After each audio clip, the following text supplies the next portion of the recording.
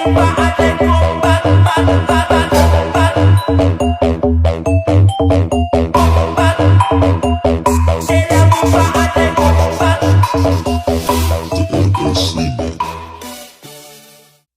UU Pertambangan di Sanggau, tambang bauksit beroperasi tanpa izin. Streamingtv.com, Sanggau, Kalimantan Barat. Saat tim awak media menyambangi lokasi tambang bauksit ilegal di Desa Lalang, Kecamatan Tayan Hilir, Kabupaten Sanggau, Kalimantan Barat, pada Senin, tanggal 14 Oktober tahun 2024, ditemukan bukti kuat adanya aktivitas yang mencurigakan. Tak hanya sekadar dugaan, aktivitas tambang bauksit di wilayah tersebut sudah berlangsung secara terang-terangan, meski tanpa izin yang sah. Menurut informasi yang berhasil dihimpun, lokasi tambang tersebut sebelumnya dikelola oleh PT Berto Mineral Sukses. Kini, tanpa memperhatikan hukum yang berlaku, proses pengangkutan material bauksit berjalan lancar dari lokasi galian menuju Jati, untuk kemudian dimuat ke tongkang puluhan ribu ton.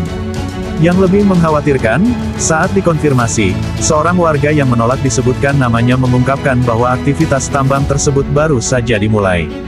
Namun, dengan bukti tromol penyaring bauksit yang sudah terpasang dan aktivitas penggalian yang tak terhenti, jelas bahwa tambang ini beroperasi dengan tujuan produksi penuh. Ketika ditanya siapa yang bertanggung jawab, ia hanya menyebut nama, Pak R. Ini adalah pelanggaran hukum yang tidak bisa ditolerir.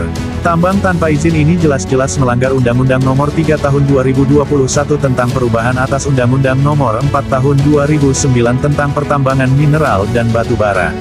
Berdasarkan Pasal 158, siapapun yang terlibat dalam penambangan tanpa izin dapat dijatuhi hukuman pidana penjara hingga 5 tahun dan denda sebesar 100 miliar rupiah.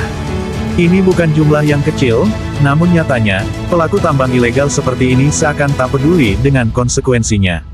Pasal 160 juga mengatur bahwa pemilik IUP, izin usaha pertambangan, yang melakukan operasi produksi tanpa izin sah dapat dipidana.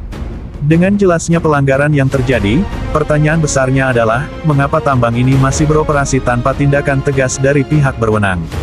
Tim awak media mendesak Kementerian ESDM RI dan Mabes Polri, khususnya Bareskrim, untuk segera mengambil langkah penyelidikan lebih lanjut. Jika aktivitas ilegal ini dibiarkan, maka ini menjadi preseden buruk bagi penegakan hukum pertambangan di Indonesia. Hingga berita ini diterbitkan, tim awak media masih berupaya mengonfirmasi pihak pengelola tambang serta instansi terkait.